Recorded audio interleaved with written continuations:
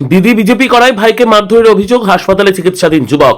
অভিযোগ, তৃণমূল আশ্রিত দুষ্কৃতীদের বিরুদ্ধে পাল্টা তৃণমূলের দাবি, ওই যুবক এক মহিলা শ্লীলতাহানি করার চেষ্টা করেছিলেন, তাই এলাকার মানুষ ক্ষিপ্ত হয়ে মারধর করেছে। থানায় অভিযোগ দায়ের। আহত যুবকের নাম সোহম হালদার চৌধুরী। বসিরহাট দক্ষিণ বিধানসভা কেন্দ্রের টাকি পৌরসভা এলাকার 3 নম্বর ওয়ার্ডের ঘটনা। বিজেপির অভিযোগ, টাকি পৌর এলাকার পীর কার্যকর্তা সোমা হালদার চৌধুরী ও তার ভাই সোহম হালদার চৌধুরী মহিলা ভরসা কার্ড বিলি করছিল টাকি পৌর এলাকার 3 নম্বর ও 4 নম্বর ওয়ার্ডে।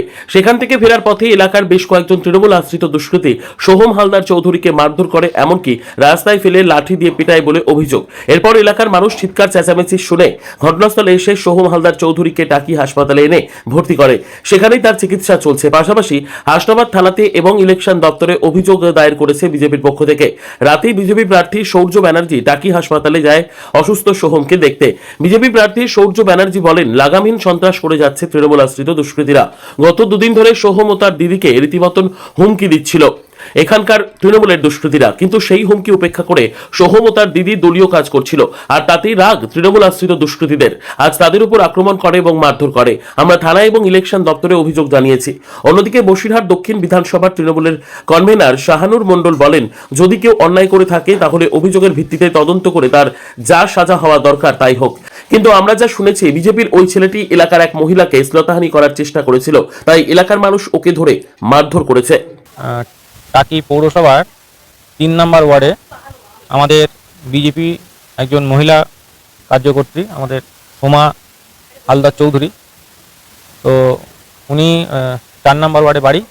তো 4 নম্বর ওয়ার্ডে গত দুদিন ধরে আমাদের মহিলা যে ভরসা কার্ড, সেই কার্ডটা বাড়ি বাড়ি গিয়ে শান্তিপূর্ণভাবে মহিলাদেরকে বিলি করা হচ্ছিল। তো ভাই ওর সঙ্গে ছিল, ভাই সোহম হালদার চৌধুরী। আজকে যখন 3 নম্বর ওয়ার্ডে ঢোকে, 3 নম্বর 20-25 জন মিলে ভাইকে, 22 বছরের ছেলে একটা, আমাদের বিজেপিরই কর্মী আছেন, তাকে বেধড়কভাবে মারধর করেছে, লাঠি দিয়ে পায়ে আঘাত করেছে, মাথায় আঘাত করেছে, জামা কাপড় ছিঁড়ে দেওয়া হয়েছে এবং টেনে টেনে হেঁচড়তে হেঁচড়তে নিয়ে গেছে, যার জন্য পায়ে কেটেও গেছে, অপারেশন হয়েছে। সেই অবস্থায় ওকে ফ্যামিলির লোকজন সময় নিয়ে এসে হসপিটালে ভর্তি করেছে এবং বিজেপির মণ্ডল সভাপতি আছে আমাদের রণদা, এরা এসে ভর্তি করেছে। তাই আমি দেখতে এসেছিলাম, এখন ভর্তিই থাকবে এখানে।